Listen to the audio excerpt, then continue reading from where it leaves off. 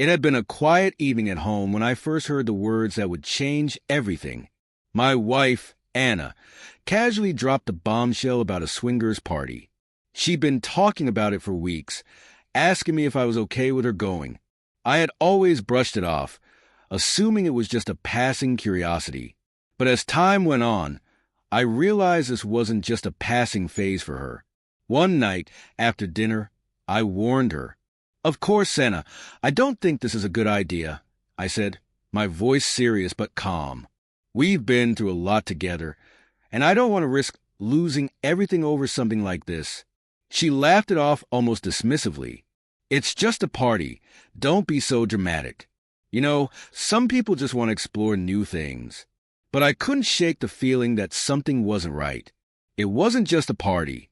It was everything that led up to it. I'd been noticing the subtle changes in her lately. She was distant, more preoccupied with her appearance, and it was clear that something had shifted. I tried to push it all to the back of my mind, to believe that this was just her way of dealing with something deeper that I couldn't fully understand. But the feeling lingered, gnawing at me, growing stronger with each passing day. Something was changing between us, and I didn't know if it was something we could come back from. I couldn't put my finger on it, but I could feel it. Despite my concerns, she insisted on going. "Trust me," she said, her eyes avoiding mine. "It's just a night out with friends. We're just exploring. That's all." I wanted to believe her. I truly did. But deep down, I knew something wasn't right. Still, I didn't stop her. Maybe I was too afraid to confront the truth.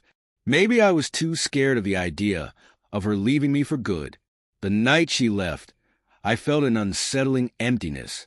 I couldn't help but replay every conversation in my head, wondering where things had gone wrong. But I forced myself to push those thoughts away. I told myself that everything would be fine. Hours passed, and the silence in our home grew louder. I checked the clock every few minutes, but there was no sign of Anna. I kept telling myself that maybe she was just having fun. Maybe she was just letting loose for a change. But deep down, I knew something was different. It wasn't until almost 3 a.m. that I heard the door creak open. I immediately knew she had come back, but there was something off in the air. The usual cheerful energy she carried when she returned from a night out was absent. She didn't even say a word as she walked into the living room, her eyes fixed on the ground. Then she saw it, the divorce folder. It was sitting right there on the coffee table, the papers neatly arranged as if I had been preparing for this moment for weeks. In that instant, everything came crashing down. The look on her face was one of sheer disbelief, a mixture of shock and horror. She opened the folder, her trembling hands flipping through the pages. Her breath quickened, and her eyes filled with tears. I had never imagined this day would come. What is this?" she asked, her voice barely a whisper, shaking with emotion. "Is this really happening?" I stood up slowly, walking toward her. The air was thick with tension. I could see her face crumbling, the weight of the situation sinking in. And in that moment, I realized that this was it, the end. "I warned you, Anna," I said, my voice steady despite the storm raging inside me. "I told you this could happen. I told you going to that party wasn't just about a night out. You didn't listen. You didn't respect me. And now we're here."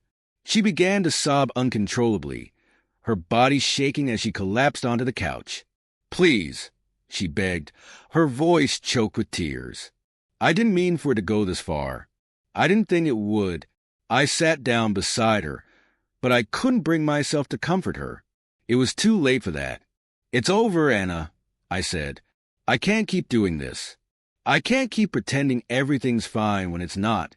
Her cries grew louder as she clutched onto me, her words muffled by the tears, but I couldn't be swayed. It wasn't just a party. It was everything. The lies, the distance, the way we had grown apart. She had made her choices, and now I had made mine. "I'm sorry," she whispered, her voice barely audible, but I didn't respond. The words had lost their meaning. I had already made up my mind. There was no going back. As she cried into her hands, I knew this was the beginning of something new, something I had feared for so long. Our marriage was over, and all I could do now was let it go. The door had closed on us, and there was no turning back.